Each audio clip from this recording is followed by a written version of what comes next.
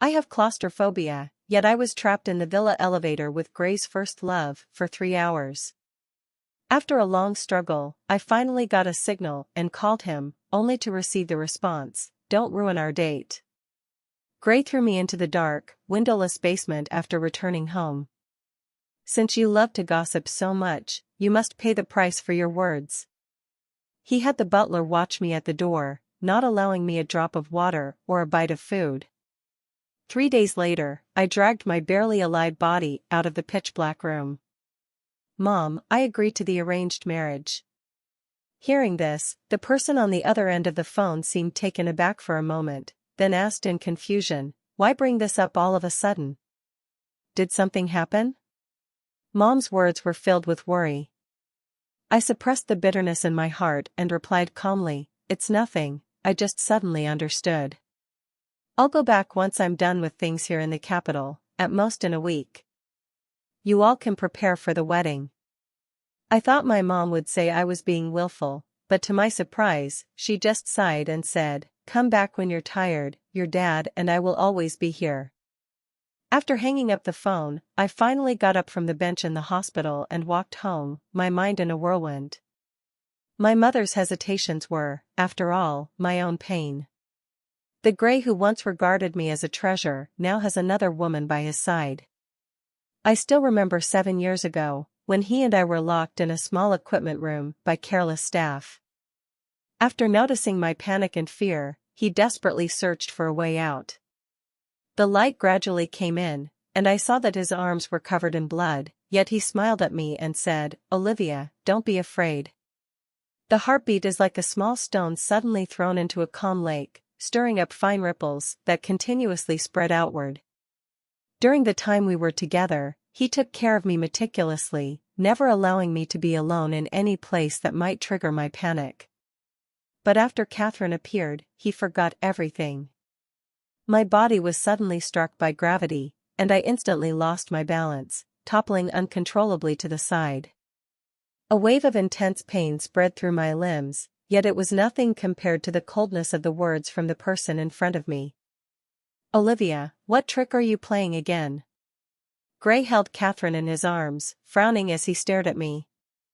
"Just released you, and you already want to hurt Catherine again. Olivia, why are you so malicious?" Catherine's eyes were also red, her hands cradling her belly, looking as if she had been frightened. I forced a bitter smile, propped myself up to stand, and after saying a word of apology, I walked away from them. The apology came too swiftly, leaving Gray stunned in place. If it were in the past, I would definitely pay attention to every one of his reactions and ask him why he came to the hospital. But now I am tired and just want to go back and have a good sleep. The reflection of my exhausted self spilled out on the taxi window, and I closed my eyes to stop looking. Back at the villa, Butler Lynn looked at me with great shame. "Miss Olivia, I'm sorry." I shook my head, interrupting him, "I understand, this is not your fault." Lying on the sofa, that suffocating feeling has lingered in my heart these past few days. 3 days ago was our 7th anniversary together. Gray left early to prepare, and the housekeeper was also sent to help with the arrangements. When I opened my eyes, I saw the message Gray had sent me: "Go to the first floor and take a look. I prepared a surprise for you, make sure to take the elevator." Since he learned that I have claustrophobia, the elevator in the house has long been out of service, but I have no doubt about what he said. Until the squeaking elevator hung between the second and first floors, I heard a woman's voice outside mocking, "It's really easy to fool." At the moment the lights went out, I curled up in the corner, trembling, struggling to breathe. Time passed second by second, and I forced myself to gather my scattered thoughts, pulling out my phone to call Gray. He answered immediately. "I am trapped in the elevator at home." "Olivia, can you stop looking for trouble when there's none? I'm just celebrating Catherine's birthday. Is it necessary to make up lies to interrupt our date?" It turns out that what he had prepared early was not our anniversary at all, but her birthday. But I didn't have time to feel sad. Upon hearing that name, my consciousness instantly returned. That female voice was Catherine. It was Catherine who turned on the electricity at home. Before the words were finished, the other side coldly said, "Catherine has always been by my side, don't keep slandering her. Isn't it just being locked up? You won't die from it." The sudden silence plunged my heart into panic. The signal was weak, and my phone's battery was almost drained. Before my consciousness faded, I heard the anxious voice of the security guard coming through the microphone, "Miss Olivia, we will get you out right away." After Gray returned home, a basin of cold water was splashed onto me. It also extinguished the last glimmer of hope in my heart. He pressed his lips together, his eyes filled with coldness. "Didn't you say you were trapped in the elevator?" Catherine was in his arms, on the verge of tears. "Sister, I know you hate me, but you can't frame me." Gray naturally couldn't bear to see his little girlfriend sad. He looked at me with a cold smile. "Since you say you've been locked up for 3 hours, then I'll give you 3 more days." He pulled me up from the sofa, and it wasn't until I was thrown into the windowless, less than 3 square meter storage room in the basement that I understood his meaning. I never thought the broken window effect would happen to me. Those promises and protections from back then have turned into sharp swords, piercing my brow 7 years later. The sound of the door unlocking interrupted my memories. I looked up and unexpectedly collided with a pair of bottomless eyes. The emotions inside are very complex, with worry, hope, and some things I can't understand. I glanced at him and then looked away. It's rare that he is the only one who came back. But I no longer feel happy that there are no other women by his side. Gray walked towards me, but before I could say anything, a ringing sound interrupted. I didn't want to hear his sweetness with Catherine, so I got up and returned to my room. This room is a secondary bedroom, at the end of the 2nd floor. The best master bedroom that originally belonged to me has long been occupied by Catherine. Gray said, "Catherine has never stayed in such a nice room." "You're so much older than her, what's the big deal?" "But I'm only a month older than her." "But that's fine, I originally wanted to tidy up my things and prepare to leave, but now I see that there's nothing here that I absolutely need to take with me." I packed the unwanted items in the room into a garbage bag and carried it downstairs. To my surprise, as I brushed past him, Gray took the rare initiative to speak. "What are you going to throw away?"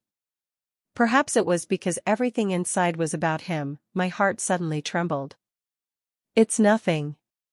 He did not stop his footsteps, coldly uttering an "oh" before leaving. When I returned to the room, I found him sitting on the edge of my bed. He frowned and said, "Why has the room suddenly become so empty?" I stand at the door, my head bowed, whispering, "If you don't like it, just throw it away." I felt his gaze on me for a moment, then he casually said, "If you throw it away, then throw it away. Just buy it again when you see something you like." Perhaps unaccustomed to my sudden coldness, Gray's words became particularly numerous. His phone rang once, and after looking at it, his tone carried a hint of questioning. "Catherine posted something new, asking why you didn't like it." Before, Catherine was like this too. Every time she posted something related to Gray, she would intentionally or unintentionally let me know. Later, I directly took advantage of Gray's affection and forced my status as his official girlfriend to like it. Once I suffered until dawn, but now I have decided to leave and truly do not want to entangle with them any longer. I said I understood, then skillfully clicked like and casually left a comment. Gray's inexplicable rage made him grit his teeth and read out my comment, "I wish you happiness." Well, my girlfriend is really magnanimous. Having said that, he brushed past me and slammed the door. I am exhausted by his capriciousness, but I no longer want to guess his intentions. The last 7 days are a farewell to the feelings I've had over these 7 years. The awkward situation of the 3 people being in the same room as imagined did not occur. The phone vibrated a few times, and when I opened it, it was a message from Catherine. She is the underprivileged student I sponsor, who came to the capital after graduating from high school. I busied myself for her, even helped her get into Gray's company after graduation, only to end up playing out a tale of the farmer and the snake. The continuous vibrations pulled me away from my memories, and several intimate photos suddenly came into view. Sister, President Jiang heard me say that I've never seen the sea, so he brought me here to play for a couple of days. Her words took me back to my university days. Back then, Gray was the same. As soon as he heard about something I liked, he would immediately take me to get it. I asked him, "Why are you so good to me?" His eyes were bright, as if they contained his entire world. He said, "Because I like you." Seeing these photos, my heart is already calm and unperturbed. My fingers moved slightly, and I replied, "Okay, I hope you have fun." Taking advantage of their absence from the company, I went to process my resignation. After graduation, Gray returned home to inherit the family business. At first, my parents advised me, women should not marry far away. At that time, I was immersed in the sweetness of love, following him wholeheartedly for 7 years. Time passes quickly, and people's hearts change. What is meant to leave will ultimately not stay. The colleagues in the company occasionally cast gossiping glances, and those who are close come over to say a few words. "Olivia, we really can't bear to see you go. Indeed, your business skills are evident to all, what a pity." I smiled and said, "It's not a pity, I'm getting married." As I reached the door, I heard someone whispering, "Olivia is really something, even after the boss did that, she still wants to be with him. She is beautiful and capable." The boss is confused. What's the big deal? Which man doesn't like someone who can act cute? Olivia is just too capable. Gray returned unexpectedly early. He appeared behind me while I was on the phone, with 2 days left on the countdown. When I turned to meet his gaze, he was staring at me intently and asked, "What wedding?" "It's nothing." After a long gaze, he finally seemed to be defeated, suddenly deflating. "Olivia, I was a bit harsh on you recently. I was just afraid of spoiling you too much. This is the seafood I specially brought back for you from the seaside. Please don't be angry, okay?" I looked at him and smiled. In the 7 years we were together, I had never eaten seafood. Suddenly, I understood that saying, "How others treat you is what you allow." Since Catherine appeared, I kept retreating to the point that I now find myself in a state of complete injury. The premise of being a lover is self-love. I felt a sense of clarity in my heart, and I nodded in response, "Okay." Hearing this, Gray smiled and said, "Olivia, you really understand the most. If it were before, I would definitely be angry and question it, but not now. This time, I have truly let go." The day Gu Shizhou came to pick me up, the news of our flash marriage shot up to the trending topics. In the rearview mirror, Gray was hurrying home. The man sitting next to me asked, "Do you want to say goodbye?" I shook my head and nestled into my seat. My fingers moved slightly, and I deleted all of Gray's contact information. Looking at the rapidly receding scenery outside the window, I felt an unprecedented sense of ease. When I woke up, I found myself in Gu Shizhou's arms. His gaze was deep, looking at me gently, "Just waking up in the car for a while, it's cold outside, don't catch a cold." I nodded drowsily, my mind gradually clearing. Just a few days ago, Gray poured a whole bucket of cold water over me while I was asleep for Catherine's sake. A large hand covered my head, gently rubbing my hair.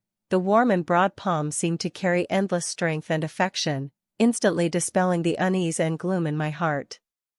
I tilted my head slightly, and what came into view was his eyes filled with a smile and concern, the tips of his ears slightly red.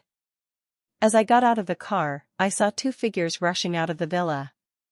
"Baby, I am your mom. I am your dad."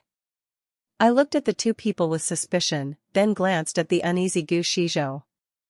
I heard him say, "These are my parents, they are eager to see their daughter-in-law." Perhaps sensing my nervousness, Gu Shizhou took my hand and gently squeezed it. Then he shot a glare at the 2, as if to say not to scare Olivia. I don't know why, but I always feel very awkward in front of my elders. At first, I couldn't refuse Gray, and when he brought me home to meet his parents, his mother even mocked me for coming from a humble background. The imagined difficulties did not arise. Mother Goo kindly pulled me down to sit and chat about everyday matters. It felt as if I had always been a part of this family. She took out several exquisite boxes, inside which was a pair of jade bracelets, and just by looking at their quality, one could tell they were quite valuable. This is the family heirloom of the Goo family, given to the daughter-in-law of the Goo family. The other items are the gifts from your father and me to you. This is too precious. Mother Goo smiled as she helped me put it on, worried that what I gave you might be too light. When Father Goo and Mother Goo left in a hurry, I still felt a bit dazed. Goo Shijo smiled and explained that they still had work in Haicheng and would be busy when they returned. As if he thought of something, he suppressed his smile and asked me seriously, "Would you feel uncomfortable with my parents like this? They mean no harm, they just want to see you in advance." Seeing him secretly sizing me up, my heart softened completely. When he saw me shake my head, he finally breathed a sigh of relief. On an August night, a sudden downpour began, and my phone by the bed rang incessantly. I looked at the messages, all of them from Gray. "Olivia, where have you gone? Why is there none of your stuff at home? Today, I saw a news article, and the name of the female lead is exactly the same as yours. Olivia, have you learned to stay out all night? Why didn't you answer the phone? Reply when you see this." When we first started dating, whenever we had a fight, I would always hide and not answer calls or reply to messages. At that time, his eyes were wet as he told me, "When you're angry, you can hit me or scold me, but don't ignore me, I will worry about you." From that moment on, no matter what happened, I would always reply to his messages as soon as possible. In a daze, the phone rang again. "Olivia, I saw the last page of your countdown, I do not agree to break up." On the last page of the 7-day countdown, I broke up with him. I took a deep breath and blocked this number. Outside, the wind howled fiercely, and raindrops pelted against the window. Just as I was hiding under the covers, I unexpectedly fell into a warm embrace. I heard Goo Shijo say, "Olivia, don't be afraid." On a stormy day, I rarely had a good sleep. When I woke up the next morning, Goo Shijo had already prepared breakfast for me. "Let's stay in the capital for a couple more days. It's not easy to take a break from work, so take me out to have some fun." I was eating the steaming little buns and casually asked, "Aren't you going back to get the marriage certificate soon?" Seeing Goo Shijo's seemingly smiling yet ambiguous gaze, I realized what I had just said. He noticed my embarrassment and did not continue the topic. We strolled, checked in, and took photos, just like an ordinary couple. At the corner of the street, Gray looked at me with a cold smile. "Is this the reason you want to leave?" Catherine stood beside him, frowning, her tone unfriendly. "Olivia, do you know that Chibai was worried about you all night?" Her gaze was sarcastic, as if I had done something shameful. I pressed my lips together and said nothing, and Gray suddenly laughed. He crossed his arms and looked at me leisurely. "Olivia, you actually learned to find actors. Alright, stop messing around, let's go home. Didn't we agree back then that no one was allowed to mention breaking up?" I didn't expect to run into them at the amusement park on a weekday. You know, I begged Gray many times back then, but he never agreed to let me come. I just don't want to have any more intersections with them now. Goo Shijo is not an actor I can afford to invite. Let me introduce him, he is my fiancé. I took Goo Shijo's hand and shook it towards them a couple of times. Gray's expression darkened as he stared at me intently. He held back his anger and rare moment of explanation, saying that today is Catherine's birthday, and it was her wish since she was a child. "I know you get jealous, but she and I are just childhood friends who grew up together. Don't make jokes like that with me, I'll get angry." Catherine felt proud at the first half of the sentence, but as she listened further, his words made her feel increasingly embarrassed. Once, I was most afraid to hear Gray say he was angry. First, I worried that his bad mood would affect his health, and second, I was afraid he would no longer love me. So every time he spoke to me seriously, I would endure it with grievance. I dodged Gray's attempt to grab my hand, looked into his eyes, and said word by word, "Mr. Jiang, please have some self-respect." Gray, extremely angry, smiled ironically, "All right, Olivia, don't regret it."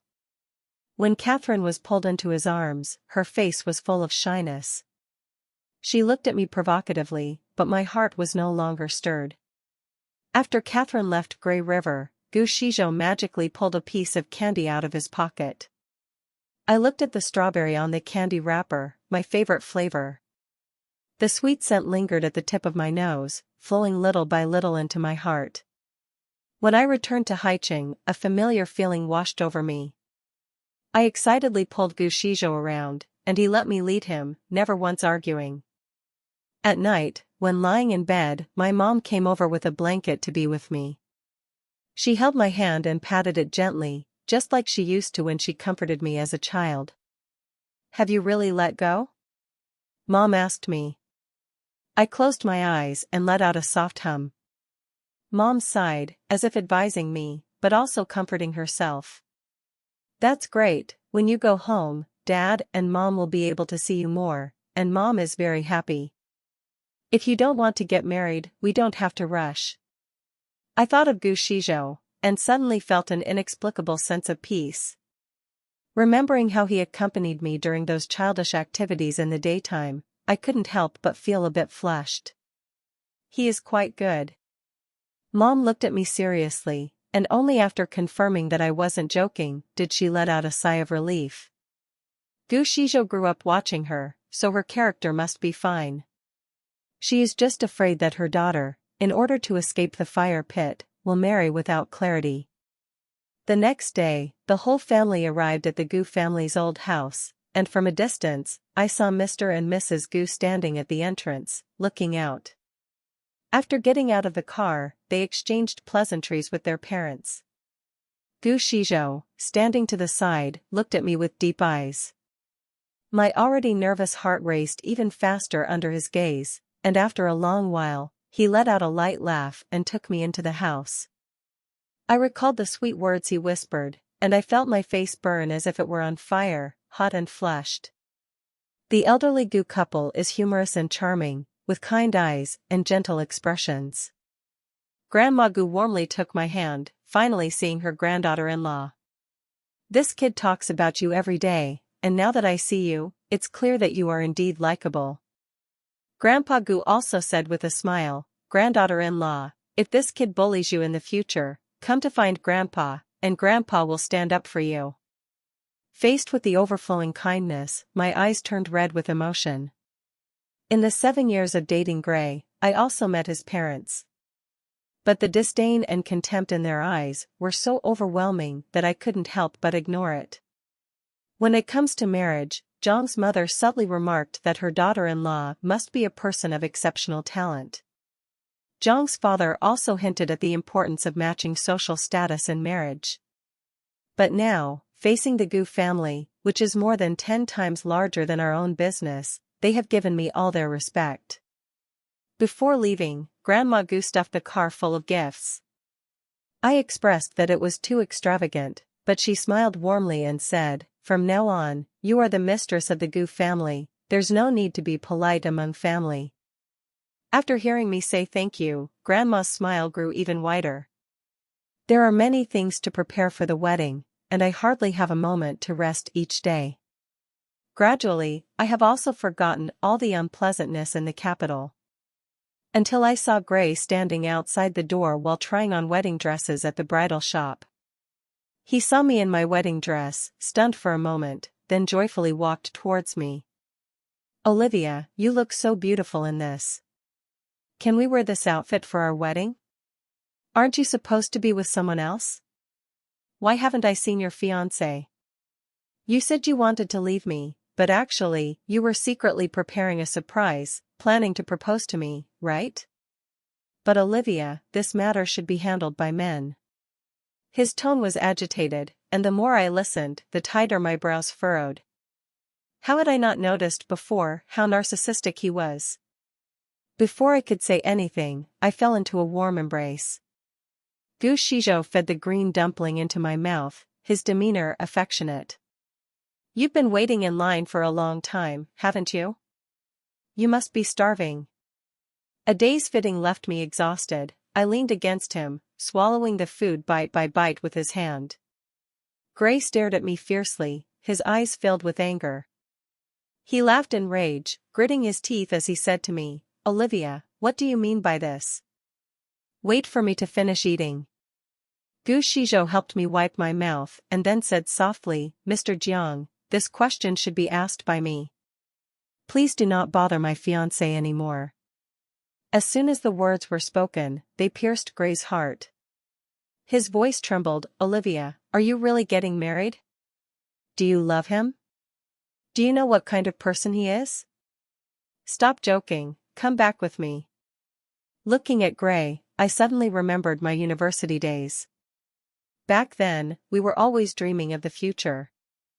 We need to have a cozy little home that belongs to the two of us. We should go to Dolly for the wedding photos, and the thank you banquet should feature milk candy. Countless details outlined our future, but as we moved forward, he stepped onto a different path. I lowered my head and stopped looking at him. "Gray, just go. From now on, let's act like strangers." He looked at me for a long time. "Catherine is really just my sister. We have known each other since we were very young. If there was really something between us, we would have been together long ago. Why wait until now?" Gu Shizhou glanced at me, waved his hand, and the bodyguard beside him took Gray out. As the figures dispersed, Gray's sneer still lingered in the air. It was nothing more than a desire for the Gu family's resources, pretending to be so noble. "Olivia, you will regret this." Gu Shizhou looked at me in a daze and covered my ears with his hands. Not listening. Just 2 words made me calm. The warmth coming to my ears seemed to give me strength. It took me 7 years to see clearly. When others don't care about you, everything you do is wrong. The past grievances and pain suddenly vanished without a trace. I raised my hand and covered his hands. After all the twists and turns, the right person was right in front of me. Catherine still hasn't given up on disgusting me. From Gray's dazed eyes kissing her lips, to the two of them intertwining in an endless ambiguity of skin. Looking at the photo she sent, my heart stirred, not a single ripple. Countless days and nights of tears seem like a long time ago, yet it has only been a few days. The relief in my heart fills me with energy every day, and my mother always looks at me with a smile, her eyes full of contentment. Gray always messages me, so I directly blocked him and Catherine together. After doing this, I looked up and saw Gu Shizhou. He stood at the edge of the lawn, dressed in a suit and leather shoes, looking at me. As the wedding symphony played, I walked step by step to his side. The venue is beautiful, the blue sky is beautiful. But I found that in Gu Shizhou's eyes, there is only me. When I placed my hand in his palm, the man who was usually decisive in killing suddenly had red-rimmed eyes. During the exchange of vows, his voice choked with emotion, filled with joy and relief. Inspired by him, my nose tinged with sourness, and tears began to flow. He disregarded the gazes of the crowd and kissed away my tears without hesitation. Amidst the cheers, he deepened the kiss. Gu Shizhou knew that I didn't like crowds, so the people who came to the wedding were all family. The relaxed atmosphere continued into the night, with fireworks dazzling the sky. Gu Shizhou leaned down and asked in my ear, "Do you like it?" I lowered my head slightly, and seeing my expression, he also broke into a smile. Thinking back to the day I met Gray, Gu Shizhou said to me, "If you think you will regret it, we can postpone the wedding. I can wait for as long as it takes for you to make space in your heart." Suddenly, my heart felt softer than ever. It was as if there was a hole, continuously filled with sweetness. I lifted my foot and kissed his lips amidst the sound of fireworks. When I looked into his bright, sparkling eyes, I said to him seriously, I have no regrets. Gu Shizhou just looked at me and then smiled. I thought, I must be the happiest person in the world. Seeing Gray again was a year later. His face was dejected, but his eyes lit up when he saw me. Olivia was about to say something, but he forcefully swallowed it back. He stood there, stunned, watching me support my waist and protect my belly. I didn't want to have too much interaction with him, so I nodded and prepared to leave. As I passed by him, he suddenly grabbed my wrist, his grip so strong that a red mark immediately appeared. He angrily asked me, "Are you pregnant?" I struggled to leave, but the grip only tightened.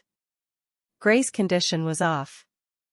In my panic, Gu Shizhou kicked him away and shielded me behind him. He examined carefully and, after finding that I was not seriously injured, looked down at Gray. "Mr. Jiang, has your Jiang group's crisis passed? It seems you've been too idle lately, let me find you something to do." The always proud Gray now resembled a deflated balloon, his head lowered as he softly pleaded for mercy. After being taken away by Gu Shizhou, I learned that in order to prevent Gray from harassing me again, he had put some pressure on the Jiang group. He secretly looked at my expression and cautiously asked me, "Olivia, are you going to be angry that I did this?" I kissed his lips, giving my answer through action. When we returned to Haicheng, Gu Shizhou was worried that I might have another accident, so he arranged a lot of bodyguards for me inside and out. Catherine suddenly rushed out and was quickly pinned to the ground by them. Her eyes were filled with sorrow, but her words were mournful. "Olivia, you have won." When I was at a loss, she continued, "Since you left, Chibai has been drinking every day, lost in a haze." I took advantage of him being drunk and climbed onto his bed, but he called out your name. Why? Clearly, when we were kids, he loved me the most. I didn't say anything, and she began to plead with me, "What happened before was my fault, please go back to Chibai. I promise you, I can go far away and never appear in front of you again." Looking at her self-sacrificing appearance, I laughed mockingly. "Catherine, what makes you think you can influence others' thoughts? I've long since discarded the rotten ones, only you would treat them as treasures." After the bodyguard dragged her away, out of the corner of my eye, I saw Gray's figure. This time, I didn't stop my steps and walked directly towards Gu Shizhou, not far away. Linking my arm with his, I sighed, "Gu Shizhou, the happiest thing in my life is being able to marry you." Listening to words of love he had never heard before, his ears quietly turned red. Later, I heard from friends in the capital that Gray and Catherine got married. The two of them argue every day, and her in-laws are always picking on her. Gray saw the video at home and learned the truth of that day. He chose to bind himself to Catherine, neglecting her every day and tormenting her. He stubbornly believes that if Catherine hadn't locked me in the elevator, he and I wouldn't have ended up breaking up. My friend woke up and said to me, "When faced with problems, you only look for reasons in others. Olivia, it was truly the right choice for you to leave him." The next time I heard from them was on the news. Catherine could no longer endure the torment of the Jiang family on her body and mind. The place she once wanted to marry into had now become her nightmare. In her excitement, she accidentally hurt Jiang's father and mother. Gray was busy reminiscing about his ex and looking for a replacement for his ex, only learning about it after they were buried. He hit Catherine with his car, leaving her in a vegetative state, and he ended up in prison himself. Gu Shizhou turned off the television and brought me the pastries he had just bought. The daughter beside him widened her eyes and said in a soft, tender voice, "Mommy, Daddy, I want to eat too." I hugged her, broke off a small piece and handed it to her, and she happily gave me a kiss on the cheek. Gu Shizhou, unwilling to show weakness, placed a kiss on the right side. The setting sun cast its light into the room. Hearing the joyful laughter of my husband and daughter, I couldn't help but smile. After 1,000 sails have passed, the rest of this life is all bliss.